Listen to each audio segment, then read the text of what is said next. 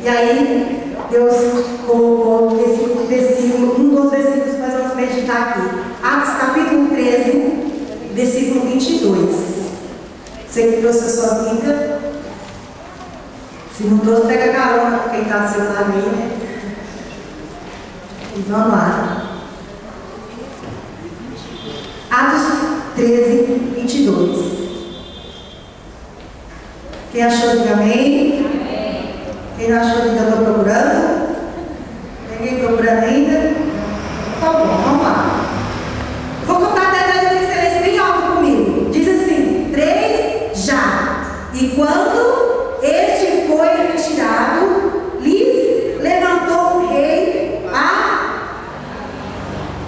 Não sei se não posso Bíblias aí não. Está diferente a sua tradução? Então vamos ler como tiver a sua tradução. Pode ler quem tiver a sua tradução, mas ele pode fortaleza aí. Vamos lá. E quando este foi retirado, lhes levantou como rei a Davi, a qual também deu testemunho, e disse: achei a Davi, filho de Jessé, varão, conforme o meu coração, que executará toda a minha, diga comigo, executará toda a minha vontade, diz o Senhor. Amém? Curva sua cabeça, vamos orar mais uma vez. O que você precisa de Deus? Que Ele fale, que Ele responda, que Ele confie. Agora é a hora de você pedir para que Ele usar a minha boca. Porque eu de mim mesmo não tenho nada para dar para vocês, irmãs. Mas se o Espírito Santo me usar aqui, Deus vai falar com você e você vai receber de Deus. Então peça para Ele falar com você agora nessa oração. Senhor, em nome de Jesus. Pai, eu uno a minha fé junto com a fé de cada um aqui, Senhor. E Espírito Santo da verdade, Tu és o dono da igreja. Tu és aquele que conhece o profundo de cada um de nós. Pai, revela o Teu propósito para esta tarde, Senhor. Revela o Teu propósito, a Tua vontade. Pai, executa aquilo que está no Teu coração para nossas vidas aqui neste lugar. Usa a minha vida, meu Pai, em nome de Jesus. É o que eu te peço hoje e sempre. E toda a igreja diga amém. Amém. Toda a igreja diga glória a Deus. Olha para a irmã que está ao seu lado, dá um sorriso para ela e fala assim: o Espírito Santo está em você. Não tenha dúvida disso, amém? Por que eu estou dizendo isso? Porque essa semana eu conversei com uma pessoa, né?